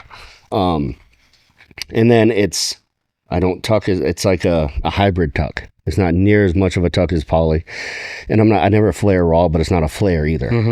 So it's like a hybrid in between tuck, and I just kind of I can go towards belly. It's not as much as a poly or a multi-ply tuck would be, or two belly. Very close though. Now, if it's getting hard to touch, what do you do to make it touch? That's something I actually learned. A good lesson I learned at the Arnold last year. I was having trouble touching, and I came down and I was like, maybe if I flare a little bit more and kind of push up, it'll touch. You'll get that extra stretch. I did that and I popped up, but I couldn't lock it out. I was too high. I was too much this way. I didn't have enough room to follow through and flare. So what I do now is I come in, if I can't touch, I try and tuck. While I push my belly up, I try to tuck just a hair, because usually that's all I need. It's just a hair. If I'm further than that, it's not going to work. Yeah. So it's just tuck. Just bring your elbows in a little bit more, almost like you're just trying to squeeze your armpit. You know what I mean? Squeeze that piece of paper between your armpit a little bit more, and it's usually there, so I can pop it up and then flare as I need. If I come out and try to flare, it just stops. Now, when you say flare as you need, at what point do you know if you need that or not? If it stops. For me, there's been a few times where it's just stopped. So you wait until it stops until you'll do that. Otherwise, it's just pushed. Okay. Yeah. Yep. Okay. Yeah, it's pushed straight up, and if it doesn't, you feel it stop, then you just kind of start spreading and flare barely, like a little bit. Yes. I flare a lot more in a multi-ply shirt, but just a little flare in the band. Well, all this that you just went through explains why you have to have more repetitions in the shirt. Yes. Because you have to do all this shit and think while it's going on. And you're only going to be able to do that through repetition, because a lot of people, they don't even think at all when they're pressing. Yep. It's just like their brain screaming, "Gah!" You know what I'm saying? Yep. And there's a lot more to it. Yes. You know, especially when the plies start getting higher, because you need to know where it is on the way down. Yes. The whole time it's going down. Do you focus on trying to keep where do you have your eyes? Because a lot of people, some get away with it, get trapped in trying to watch the bar, and then their head comes up and then the chest will drop. I watch it until I can't see it. You know what I mean? So I'll watch it, but I don't lift my head. Okay. So I'll watch it, and it disappears, and then it's a feel from there. Okay. Yeah, I don't lift my head. I don't focus on pushing it back either. I think it's just second nature that it stays there. But you let the bar disappear. Yes. Then. Okay. Yep. I don't look up. I don't follow it. I follow it just my eyeballs, and it's gone, and then. Yeah, you know what I'm talking about, though, because you've seen people do that. It's like, motherfucker, if you just don't, you know what I'm saying? This is all you need to do is just don't do that. We have a training partner, Chad, in our gym. Really good lifter, but he would lift his head so much, and he would almost look like he's trying to do a sit up while he's touching. I'm like, if you don't do, you're increasing your range of motion so much. He recently fixed it and is hitting PRs.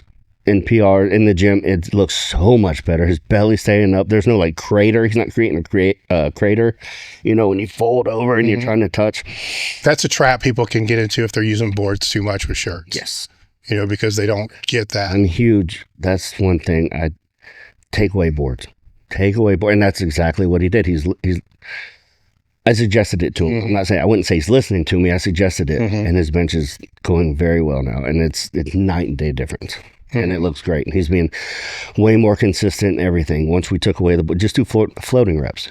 Add the board in if you want to do a drop set at the last one, or if you want to do every day. Exactly. Or if you're going to go do your top set and you want one more, let's do a one more. Let's see if I can handle this weight I've never handled. Let's take it to a 1 or 2 point. You know what I mean? Like that kind of stuff. Don't, in my opinion, don't use it the whole day. Don't do have it unless you got some elbow pain and shoulder. You know what I mean? There's exceptions, but if you're fine, if it's a normal training day, take away the boards. Yeah. So now walk me through your 905 single ply bench. Is that what it was? No, 900. And I'll tell you why I correct it, because on open powerlifting, the world record was 893 or something like that. And I was like, I'll go 900, break it. I went 900, broke it. That next day, it was up. Somebody didn't update it. It was updated. 903 was the world record in 2018. Nobody said anything to open power. They didn't seem to care. I don't know. It wasn't updated. So 903 was actually the record. That's why I didn't go 905. And so I didn't get that record, because it still irks me now, because it's 5 pounds. I would have went for it. You know what I mean? So yeah, it was 900 and it wasn't a record. Now I saw a video. I don't know if it was this one or if it was a different one. It was the red overkill. It looked like a lift that I wouldn't want to do.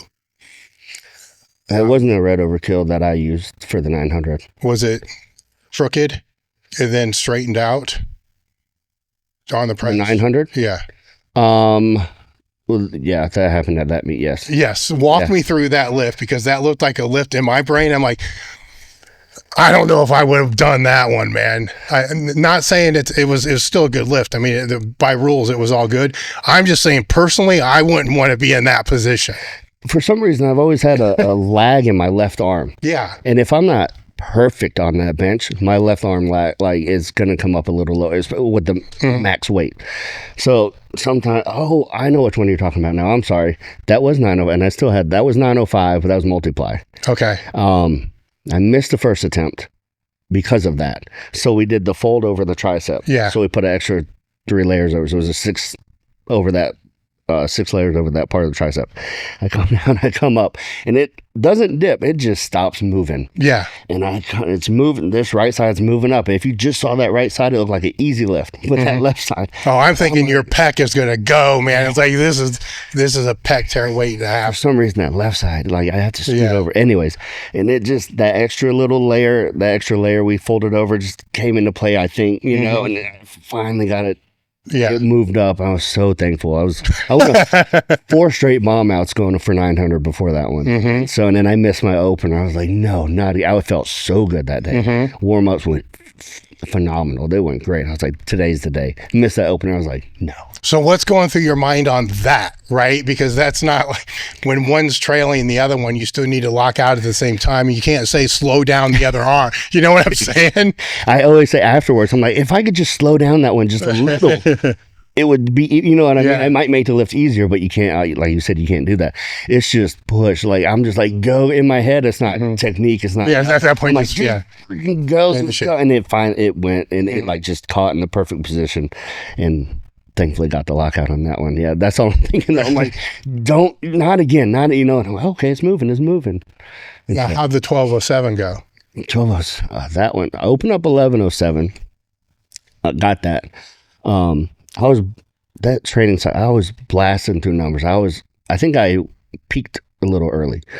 But anyways, it took 3 attempts to get that 1207. Evidently in IPA, if you're going for a record, you can go for a 4th regardless if you hit your last lift. I don't know. That's just what I was told. So I was like, yeah, I'll take it again. So I missed it on my first. Will that count? Interesting here, but will that count for a world record? I think it does, would it? That's what they told me. Everybody. I think it does. It's just if it was a total, it count for the total. Exactly. Yeah. That's exactly what they said. So I opened 1107, got it. Went 1207 second. One mistake that I made that I'm not going to make again is I took a little bit too much stimulant that day, trying to get amped up, and I was shaking during every lift off that I'd normally. It came off, and I was like, nerves included, everything included, but I'm like, don't take that anymore, you know? Yeah. I come down, and I had a handoff guy hand it off for me that doesn't normally hand off all the time, so no blame on him. It just wasn't the same crew, you know what I mean? So they were just a hair off. Combined with my nervousness, it just wasn't great for the most part. came off. I couldn't touch on one of the attempts. The other attempt, I press up and it goes right into the rack on the lockout. That fourth attempt, a guy jumped in, training partner buddy. He was like, "You want me to try and lift off?" Because he usually does lift off. And I was like, "No." Yes, actually, yes. Let's do it. Then got nothing to lose. All came together, lifted off, perfect spot. Came down, third attempt trying that weight. Came up slower than normal, but I didn't care, and it came up. Ended up being a little wobbly at the top for whatever reason, but I ended up getting it and locking it out. It felt so good. But yeah, that was a tough one. I was going to go for 13 that day. In hindsight, everything goes perfect, 13 or 14. But what are you training for now then? Right now we're got the Irish Pro coming up. I never competed overseas, so goal number one is just to win the meet. There's a money meet, got some cash on the line. With single-ply or band shirt? Band shirt, all right. So there's the full meet multi-ply. No band shirts allowed. Then there's a bench only portion that only band shirts are allowed.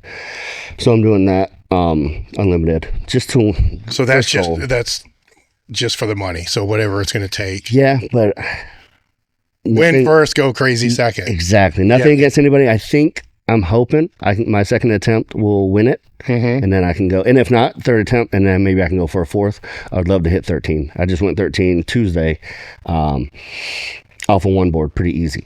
So, what's your correlation from the one board to the chest in the past? In the band shirts, I think I can. Anything I can take to a one board, I feel like I can do.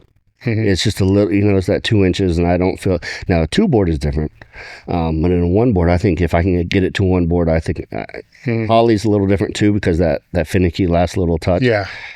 But you also pick up more of the rebound. Exactly. From the shirt. That's why I tell people not to go boards and band shirts, because the further you go, it's longer, but you're getting more out of it. Yeah. So don't go to board. Don't limit the shirt if you can go further. So how far out is this meet? It is May 10th. I think we're sitting 5 weeks out now. So that puts you in a little bit of a weird spot, because you might be where you need to be, but now you just don't fuck up. Exactly. And I just did a meet a couple weeks ago, so it was like take some time, recover. Now it's just trying to figure out the strength is there. Don't go crazy. Don't do anything crazy that could potentially hurt me physically, or just overload that CNS and just kind of put you backward. So I'm gonna have to figure it out. Gonna go along. I'm gonna next week is gonna be the boards with the Widowmaker and stuff like I normally do. Then it's gonna be a deload. Then I'm gonna have to kind of play around and see.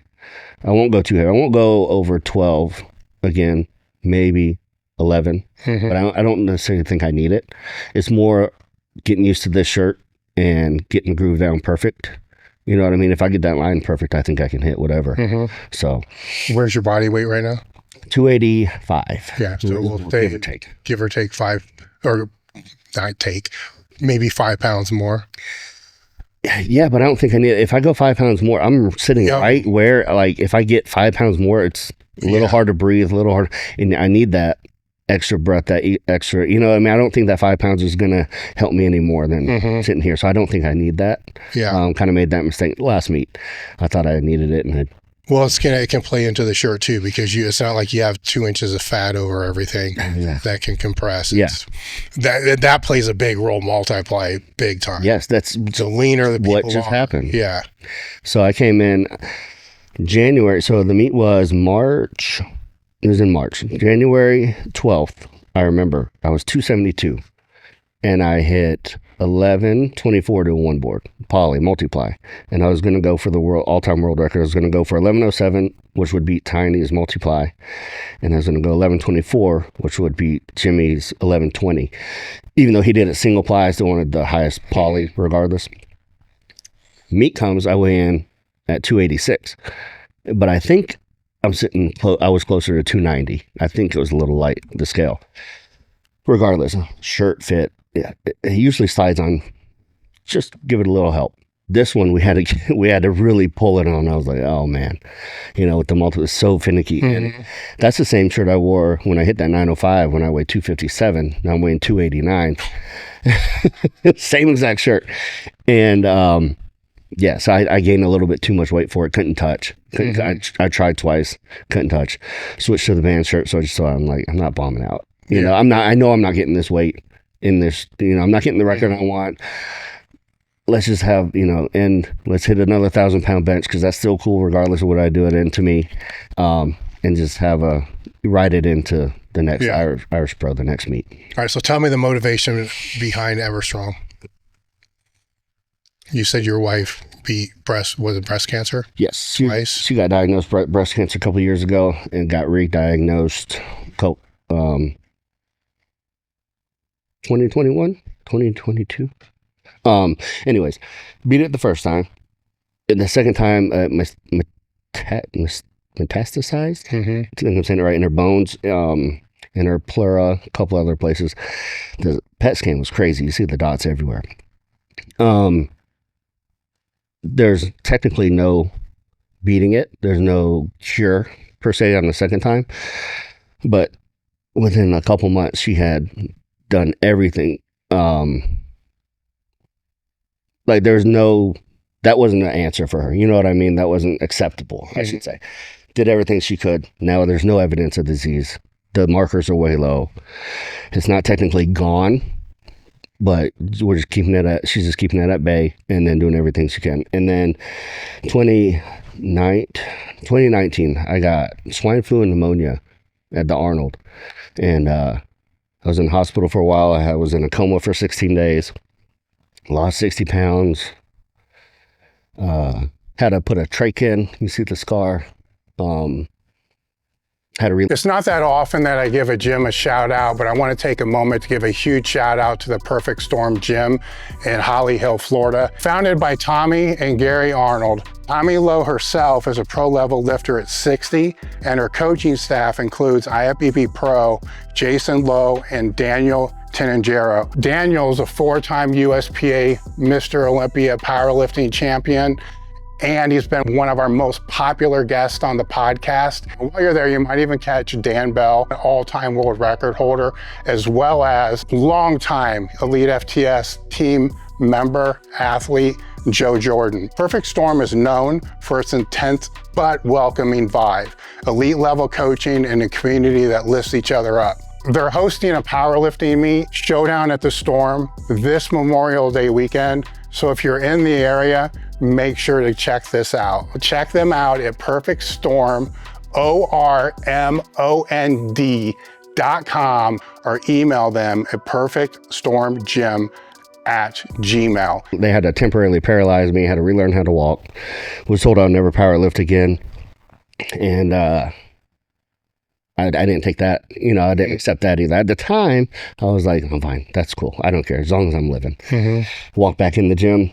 And then after I got out of the hospital, after a month, I was like, okay, I'm coming back. At least I'm going to try. I'm going to do my best to come back. So we both went through that. How long were you in the hospital for? A month. 16 days in a coma. I went in, they're like, we're going to have to put you under, blood oxygen levels way low. We're going to have to put you under, figure out what's going on. I thought I was waking up the next day. I get life flighted from one hospital to the main hospital in Atlanta.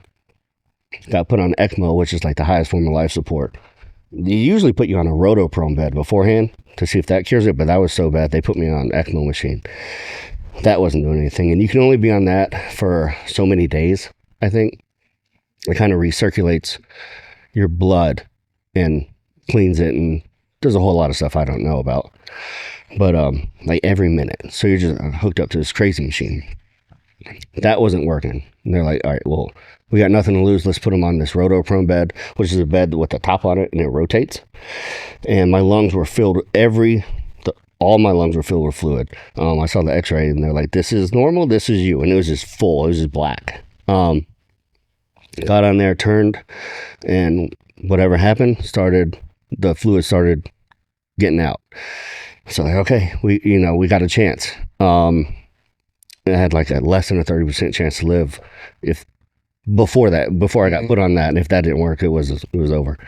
So that ended up getting through that. Woke back. I remember waking up. Before you wake back up, while you're in that mental state, What are you thinking about? I'm not awake. So when they life flighted you, you're basically... I was in a coma. I didn't know I got life flighted. So you didn't even know? I didn't know. So you're just... When they told me I was going under and I thought it was a day, that I was out from then to 16 days later. Yeah. Yeah, I didn't wake back up. So I had now, before they put you under and you're in this state, do you think that there's only a 30% chance in your brain? No. I remember like one thought was like, okay, cool. Knock me out and, yeah. I won't have to be awake for this. This is great. Just hear me out, recover from a sickness, whatever. I remember telling my mom at the time, I freaked out a little bit. I was like, I don't want to die. And, I didn't know how serious it was. She's like, you're not going to die, blah, blah, blah. That's the only little thing I remember that I was like kind of freaked out at the time. And I think that was before they told me I was going to get put under. And then once they said that, I kind of was like, okay, cool. Like, they're going to fix this. You know what I mean? In my head. So then when you came back out of the coma, what did you feel that your chances were? Surviving? 100%. Because I didn't know what happened. I woke up, my dad's on my right side, mom's on my left side. I'm coming to, the first time they tried to wake me up, evidently, I went nuts. Like, I started ripping stuff out of me and stuff. This is just what I'm told. Somebody told me it took like 10 doctors to hold me down, to put me back under. I think they're just trying to make me feel good, but it took people to put me back down. So then they took me out a little slower the next time. I remember waking up, I looked to my right, I saw my dad, but I didn't recognize him. And he had just gotten dentures and his teeth looked huge to me. I was like, who is that?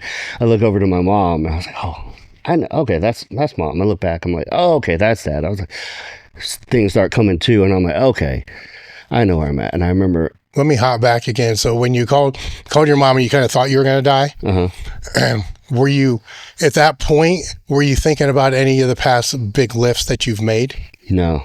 Because I was in the hospital at that time. I was having breathing tubes and all this stuff. And she was right next to me. I wasn't thinking about lifting at all. Yeah. To be honest, yeah. I was just like, I felt horrible. I was having like cool rags on me. And there was no thought of lifting at that time. Well, not like coming back. No, like even before. In hindsight. Yeah, no. Yeah. All right, so then you're coming out and you get through that and they tell you can't lift, which they tell everybody they can't lift no matter what you go in there for. So it's the whole 40-pound rule. Yep.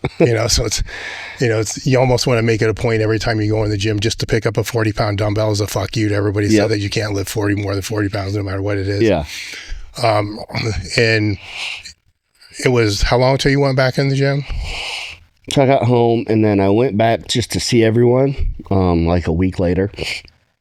First workout back, I think it was just about 2 weeks after. I was lifting nothing, obviously. And I remember I got back on the bench on purpose, purposefully, lifted the bar, and I haven't felt anything so heavy in my life.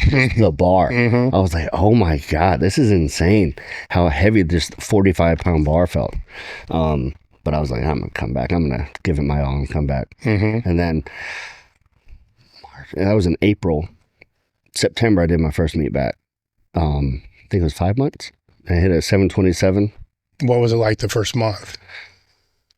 Was it coming back faster than you thought? Yeah. It was coming back fast, more than just that muscle memory. And it came back faster than I thought, but not as fast as I wanted. Of course. Yeah. I thought, after 1 week, I'm like, why am I not huge again? You know what I mean? Why am I not back to where I was? But yeah, it came back way faster than I thought. I think than everybody thought. And I was like, this is nice. Maybe I can come back. Maybe I can do this. I think I got back in the gear in the bench shirt a little too soon, but I was itching to do, like, I'm going to prove them wrong. I'm going to do this. But it all ended up working out a little bit for me. So how long did it take until you noticed that your recovery started to be more on point? Probably a month. Probably 2 weeks after. No, I'm sorry. A month after training. So 2 weeks after I went back to the gym. So a month after that, the recovery started coming back a little quicker, a little better. After the first workout back, I lifted pink dumbbells at the house, at my parents' house, and I had never been so sore in my life. It was just those pink 2 or 3 pound. I was doing side raises, having the hardest time. I was doing incline push-ups on like a little centerpiece we had at the house just to get something because I just wanted to start again, and I was so sore. You know what I mean? So it took about a month till I started feeling like normal workouts again, recovery wise, and obviously not the weights, but getting back in my groove again. So then how did this all lead into creating EverStrong? So we both went through all that, and then we got together. That's kind of, I lived in Georgia. She lived in Florida. Because of what happened to us, I was like, we both couldn't do long distance relationships. I moved down here. So that part happened. I was like, and then we're like, you know what? We've been through the crap we've been through. Let's come up with something of our own to kind of spotlight, to help other people, and show them that they can do anything too, just if they put their mind to it. Tell our story, put it out there, and then if people are having trouble with whatever, she has helped countless people who have been diagnosed now, and kind of so many people go to her and just like for advice. What did you do? You know what I mean? Because the first doctor she went to was like, you're gonna have maybe 2 years to live. There's nothing we can really do. Just get comfortable. Have time. And she, that's not acceptable. She did her own research, her own. Went to a new doctor as well, her own everything, and she did everything she could just to prove them wrong and to no, that's not acceptable. We're gonna beat this thing and beat it. So now that inspires everyone, and they all come to her and stuff. So that's How basically. long were you two together before this happened? Not long. We got together in March 2021. And I think it was October that year when it happened, when she got diagnosed, like give or take. So not very long. Yeah, that's right. So anyhow, people Yep. were coming to her, and she's helping them. Yeah, and doing her own research and all the other kind of stuff. And then the stuff I went through, if it's just another story of just like. I didn't take no for an answer either. So it's like, we want to help people. We want to, like, once we get more established and bigger, we want to be able to spotlight people who have been through hardships or maybe going through hardships and help them with whatever they need, or, promote them to other people, like put them out there in the spotlight. Like, look at this person. Well, look what they did, kind of give them a voice that maybe they didn't have to help others as well, inspire other people. And right now we have clothing and some supplements out there. All the supplements are, as a cancer patient, you can't just take whatever. Yeah. You know what I mean? You can, with all the stuff out there. So the stuff she can take, that's safe for her to take. So it's going to be safe for anybody to take that actually work, and stuff like that. And there's also workout supplements and stuff like that, that are essential to help building. They're not going to get you from a 500-pound bench to 1,000, but they're going to help. I think we've all learned that doesn't exist. I know, but I don't want people to, he takes this, I'm going to take this too. It's like, it's not that, but they do help. They help in recovery. They help in a lot of different things. So we're just starting up, and we want to kind of make it into something a lot bigger and more than just in the lifting world too. You know what I mean? So kind of just overall. So how long ago was it that you relocated to Florida? March 21, so 4 years ago, last month. And then was that hard to find people to train with? No. So she had already powerlifted. She had been part of a powerlifting crew. And then I came down there and asked if I could join, if they were okay with me coming. Of course, CTX, Alan Pilley owns it. Welcome, no question. Come in, train. So that's where I've been. And you're already used to the heat. Yeah. Georgia heat, we actually have seasons in Georgia. In Florida, there's summer and winter and a little bit of winter. There's no real fall or spring, Yeah. It's I'm kind of like, Georgia has seasons, man. It's well, in winter, it gets real good. It has more seasons than Florida. Yeah. But in the heat, when it gets hot up there, it gets real hot too. It's just not prolonged like Florida heat. So I was used to the heat. It gets real hot in Florida though. Sometimes it's a little too much, but used to it. How do you mitigate those heavy bench sessions if it is a day like that? Luckily our gym is now moved into joined with a commercial gym. More than air conditioning. So we have AC, so it doesn't really affect that much. I don't have an outside job where I work outside, so that helps. So it doesn't. I don't think it really affects me too much, the heat. What do you do for work? Parts coordinator at Collision Body Shop. So I move around body parts. Basically everything that for car parts is what I do. Order, move around, help. whatever. I don't work on the cars. I don't know a thing about that. But everybody asks me, I'm like, I'm the last person to ask. I don't have no interest in working on. No, but you know the logistics, right? Yeah, exactly. Yeah. So it's easy, pays the bills. So yeah, I stick with that, and it's an inside job. It's nice. Were there any topics that you wanted to talk about I didn't bring up? I don't know. I'm sure there was.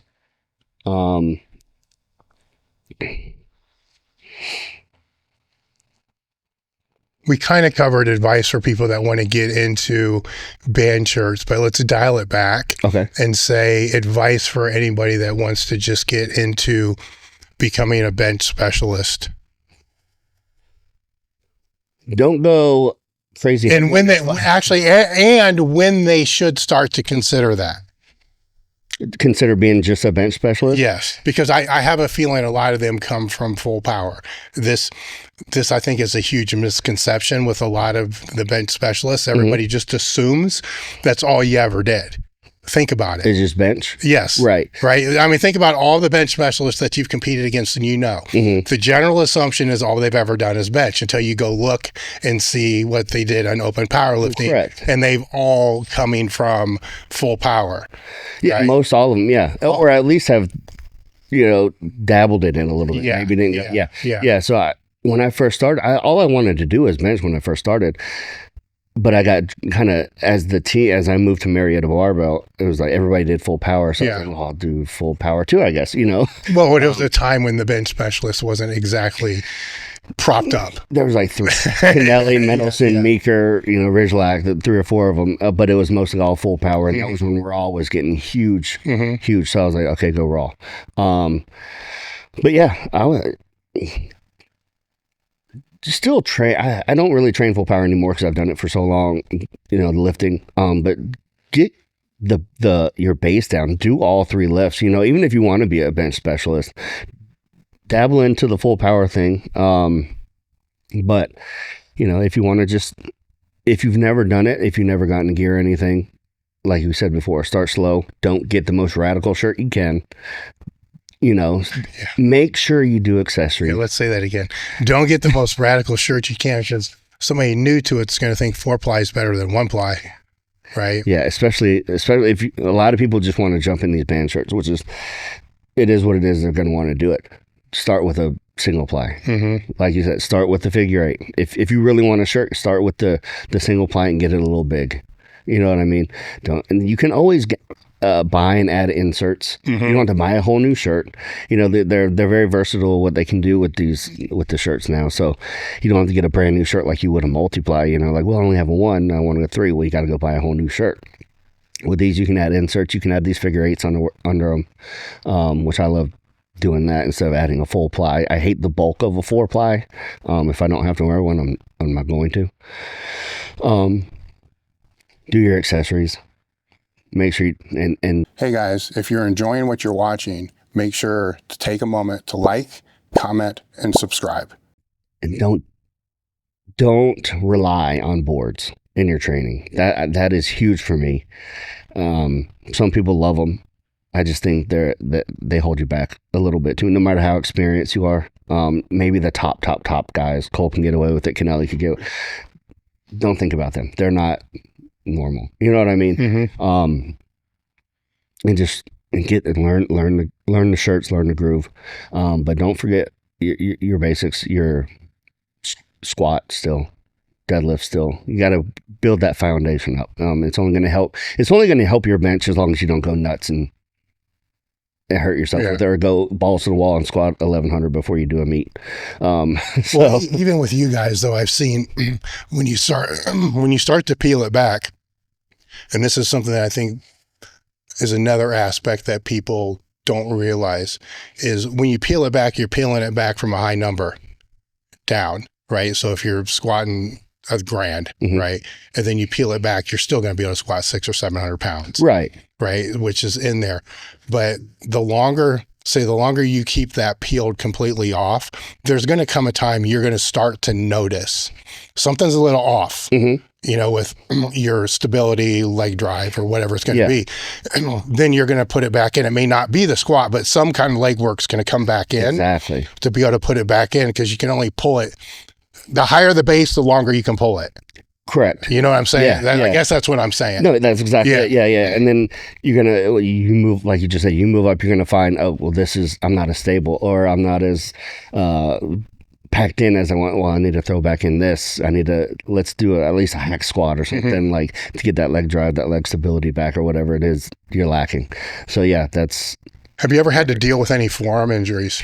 No forearm injuries per se, but I get like tight tendonitis more in my elbow than anything, but sometimes in the top of the forearms, no real bone pain. I've never felt my bones hurt. But sometimes the forearms, especially in a poly, because they're just so tight, I feel it more there. How do you mitigate it? Shelly is like a body. She does body tempering, where she works on people, like a body mechanic, basically, where she works on people. So luckily I have that. I also do cupping. That feels great. Yeah. Especially the forearms. Yeah. Cupping if I need like a deep tissue massage. I go to the chiropractor weekly. It's nothing like crazy. It's just the basic stuff, just pops here and there. If I need more, then I also have a chiropractor. Now with the forearm, is that something that you proactively do, or it's more reactive? I should proactively do it, but I don't. It's more, like this past meet, they started hurting. So I was like, oh, I got to do this. I should proactively just every week, just do a little bit of something on them. But yeah, it doesn't happen often, so that's why I don't. You know, it just is not out of sight, out of mind type of thing. So when it does happen, I'm like, oh, why didn't I do this to prevent that like I did last time? And just kind of forget the little things you go through sometimes. Outside of being in a coma, what are some of the other injuries that you've had to overcome? Luckily, I haven't had too many. So every time... Fuckers, man. That's great. Yeah. I haven't had too many. I haven't had any real injuries. So every time I train for a shirted meet and I want to do something raw, I end up tweaking a pec. Always nothing pulled, nothing a complete tear, but I always tweak it. It happened before I hit my 1,000-pound poly. I was going reverse grip 2 board and it was feeling great, and I was like, oh, I'll hit a 605. I was doing doubles, I'll go 605 for a double. Took it down, boom, pop. And I felt it like gravelly, like it didn't feel good. I was like, why do I do this? So those would be the only nicks. Really no injuries, but little setbacks, I guess. Yeah, other than the coma, no real. I've had 11:15 drop on me. I don't know if you've seen that video. Kind of went viral when it happened.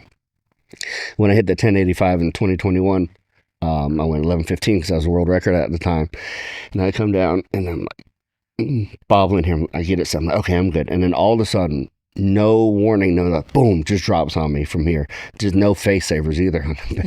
Just pins me in half. Didn't get injured there. I may have broken a rib or something, but you can't do anything for broken ribs. Luckily, there's a few nurses at the actual meet just competing or in the crowd or whatever. They're like, if you feel this, that, the other, let me know. We're going to get you to the hospital. Didn't feel any of that. Just out of nowhere. It wasn't like you were trying to force it a little bit lower to touch or anything like that. It just... Yeah, no, I was out of the groove a little bit, found it, went back in the groove, and then just popped out of my hands. So, yeah, I wasn't forcing it at the time. It was feeling good. I almost was there to touch and just dropped. So I had to take about a month off of benching. Laying down hurt just because of the ribs and stuff. But, yeah, that's about the only other thing that's happened to me, thankfully. That's great. Yeah. So, I mean, kind of, I am moving heavy weights, but kind of the luxury of being a bench-only guy. You know, you don't get to deal with the squat and the knees, back, stuff like that, as you would like a deadlift or something. Well, it also sounds like you've kind of mitigated this because your training week is now 14 days, right? So you're, I don't want to say cautiously, but you're moving forward in a very smart way, understanding that at a certain point you can't, with the numbers you're lifting, just hit that every single week. Exactly. And I wanted to at the beginning. I used to do 2 weeks on in a row in a shirt and 1 week off. Second week would always be crap, but I was like, I want to do it. I want to be in the shirt. I'm like, now I'm like, all right, even if I want to be in the shirt, let's put a bench device on. You know, we can still go relatively heavy, but we don't have to put our body through hell every training session just because. And it wasn't transferring over to the platform. So what does it matter? So now I'm like, the platform's the only thing that matters, no matter what, you know, but anything you get up your sleeve, like, oh, I kind of want to, I'm feeling good today. Maybe I should go crate. Now, like, settle, you know, dial it back a little bit. Let's be smart about it. Training partners have helped me a lot with that lately too. I'm like, with Chad, the guy I was talking about earlier, I was like, hey man, what do you think about this? He's like, do you need it though? I'm like, I don't need it. Let's not do it. You know what I mean? When before I'd be like, let's go. I don't care. Let's just do it. And so it helps. Yeah. Dialing it back and just being smart like that and it's transferred over. I went on a really good run last year and it's due to being a lot smarter with my training like that. So yeah. So when you go on a run or whatever you want to say, do you have in your head kind of like an off-season type of plan, or do you train this way year-round? I usually train year-round, kind of like this. Last year, I did the Arnold, 2 meets at the Arnold, one Saturday, one Sunday, and then it kind of got me. I was like, all right, it kind of got me. That was in the band shirt. So I was like, I feel good. Let me do a band shirt meet and try to hit a big number. Did that. And then Rob's King of the Bench came up, which was like 3 weeks after that. And I was like, okay, well, I guess I'll do that too. And it wasn't like planned to do all these meets, but it wasn't also planned not to do more meets. So it was just kind of, and then after that one, I was like, I'm going to take a break. But then I almost hit 1,000 poly in that meet, and Rob's King of the Band. I was like, well, now I got to go. I'm feeling real good, because after that meet, I was going to take a break for the rest of the year. I was like, well, I got to go for that. It was right there. It was, again, my left arm didn't lock out. So trained for the poly. I've got my 1,000-pound poly bench in finally. So yeah, there is, but it doesn't know it. There is a planned off season. But it doesn't always work out. Yeah. But after Ireland, I will say I'm going to take a break. I've just gone too long, too heavy. I'm getting a little burnt out. It's coming back a little bit now. Like feeling good after last training session. I kind of got that oomph again to go for it, but I will definitely need a break after that. So probably, if I do another meet this year, it'll be in October. What will that break look like? Going lighter.